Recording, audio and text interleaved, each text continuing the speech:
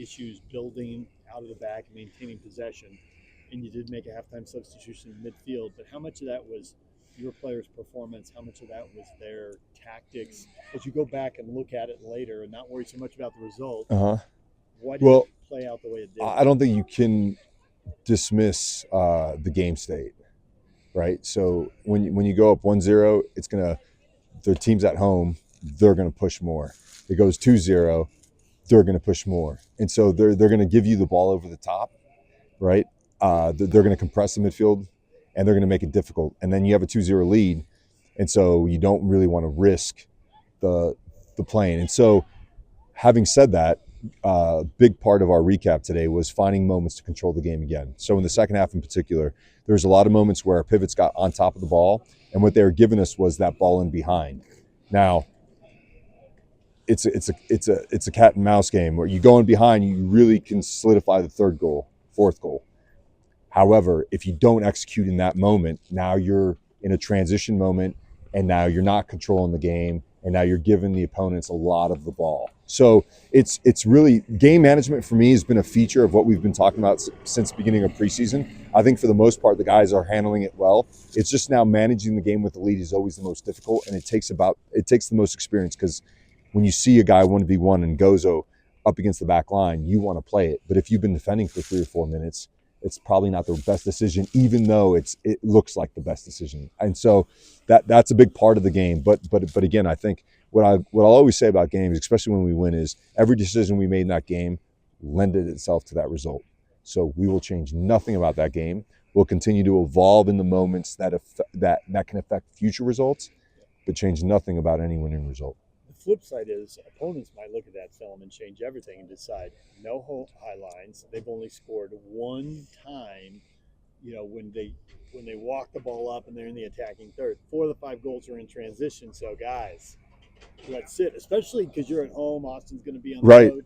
No, and I think that's great. I think that just speaks volumes to what we identified that we want to improve upon, and our attacking transition is one of them. And I think now we currently stand, I think, 3rd or 4th in the league in creating a shot after regain, and we're number 1 in the league in losing the ball in our defensive half and not conceding a shot in 10 passes.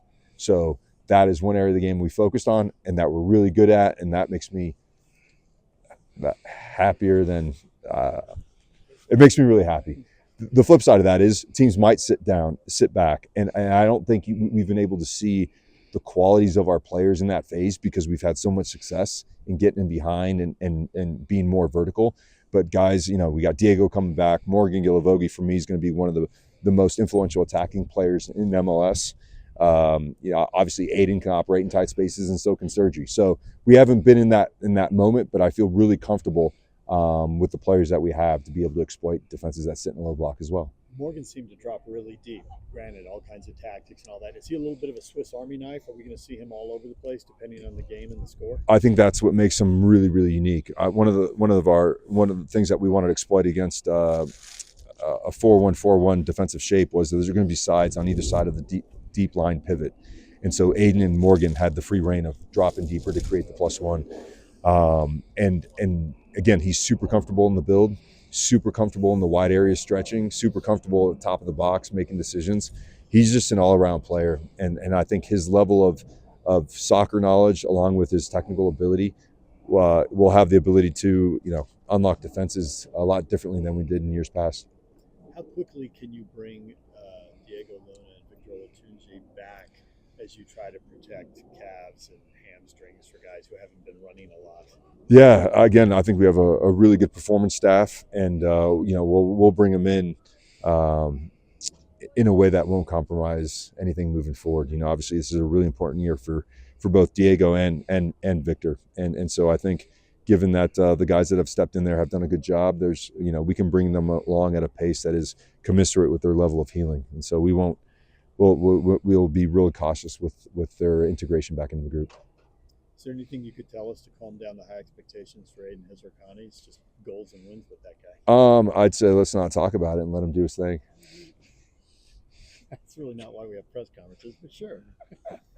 No, he's been great. Again, I think he's one thing with Aiden is he's got really his level of emotional control is really high for a young player. He doesn't get too high, he doesn't get too low, and I think his you know his youthfulness and just letting shots go and not being worried about is this the right time to shoot or not is really really important for him. He's been a fantastic young player, and now he's just growing into a really really good pro. So my expectation is it's not going to continue in the same vein of form as far as goals every game, but he'll continue to improve and be a great pro. You briefly mentioned Diego coming back. Is this the game that we will see him back on the pitch? And also, if it isn't or if it is, what does he add when he is out there? Yeah, no, I think hopefully we'll be able to give him some minutes in this game. I think the last time that we saw Diego on the field in a game was our last preseason game against LA, and his ability to again combine with guys like Morgan and the pivots.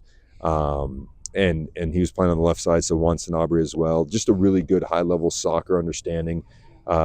His pressing defensively, and then in that particular game, he got into the box 3 or 4 times and had 3 or 4 shots on goal, and then ended up scoring a PK as well. So I think Diego's shown what he can do, and now it's just about making sure we get him back in a great physical way to where he can contribute the way he can to help our team continue to win. Something about this organization, you guys are always willing and ready to adjust, and I think the young guys is something we can nod to with adjustments, growth, confidence, and maybe a little bit of learning by fire here. Just what are the pros and cons of what your young guys have been able to do out there when being thrown in like that? Yeah, well, I think all the young guys have had exposure to the first team in one way or another, whether it's training with the group last year or coming to preseasons in years past. Aiden has been with us the last couple of years. This is Luca Moises, I think, second time in preseason, so we've been able to look at them. And then more importantly, this preseason, they were exposed to first division games against teams like Bromby and Randers when we were in Portugal, and they held their own. And so I think that preseason was really important for the young guys, and then Zach Booth as well, and Sergi as well, and it gave them a lot of confidence, and it gave the players around them confidence in what they were able to do. And so I think for as much as you have these young guys expressing themselves, I think it would also I'd be remiss to not mention the importance of the experienced players, the guys like Engel and Jay Glad and Hoffa and DeAndre Yedlin, guys that are supportive of this. Because if younger players get the vibes from the older players and the experienced players, and if it's not there, then their level of comfort to be able to be who they are would change. And so it's really a testament to the whole group as to how these young guys are coming about. Back at home against a good squad, but what are the vibes right now amongst this team that you guys are doing so well? I know that they're probably showing up with smiles more than ever. Yeah. Again, we talk about overcoming a lot of obstacles that'll get thrown at us, and unfortunately, it happened early days for us in the season. And going away to Vancouver and watching what they've done to the teams after us. I think is a good reflection of when we play as a team, when we play as 20 players on this roster that's going to this game, we are very unique, right? We might not have the experienced players that we wanted at the beginning of the season, but what these players have done as a group has motivated the rest of the team. And now, like even today, getting Victor and Diego back, you see a pep in their step, you see a pep in the guys that have been around, and so it's just this contagion where when the team is the most important thing, magic can happen. And I think that's the feeling we get when we come back on Monday, is the feeling that a bunch of different guys contributed this week than the first game of the season. But the effort, the performance, and now the results are consistent. And I think that's an important thing, to believe in the processes that we have as a staff and as a club. One more from me. What do you attribute your guys' just recent success, recent confidence to? Is it that mindset that you just talked about? Yeah, I think it's the mindset, and it's also I think it goes to what we talked about in the preseason, which was a lot of game management. Where last year we wanted to play a certain way, regardless of score, regardless of opponent. I think this year we're really intentional about understanding. We're away from home, but we still want to impose ourselves on the game. We want to be a little bit more vertical than we were last year. And then we have a lead. How do we manage the lead? And every game will teach us something about our ability to manage games. I go back to the Vancouver game where we were down a goal, and we decided to go man-to-man defensively to create opportunities on goal. And so our ability to be adaptive to the game state and still hold our own is an important factor, and I think that's another feather in the cap for us that we'll continue to harp on and continue to improve upon. Yep. What are your thoughts on this Austin team coming up? Yeah, they've had an interesting start. They're a team that obviously have a lot of attacking firepower. They're last year they had a pretty decent year. I think MLS is every team has an opportunity to win. I don't know if you saw it the weekend. Two huge underdogs went away from home and got 3 points against New York Red Bulls and Cincinnati, and those are two big teams and two teams off to a good start. So for us, it's really about always being respectful of our opponents, knowing that anyone can win on any given day, and the onus is on us to be a better version of ourselves this week than we were last week. Maddie, How challenging does it make it for you to preview Austin when they got that early red card last week? Yeah, again, it's tough. And that's why the first 3 days of our training week is always focused on ourselves and finding areas where we can continue to improve.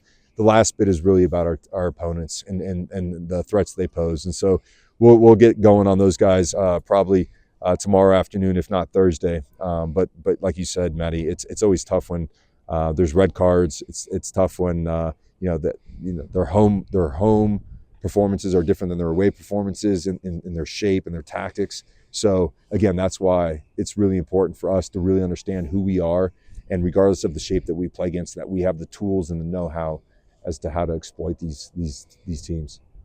And then one more, you said after Atlanta, you were talking about the brotherhood in the locker room and with this team compared to other teams you've been around.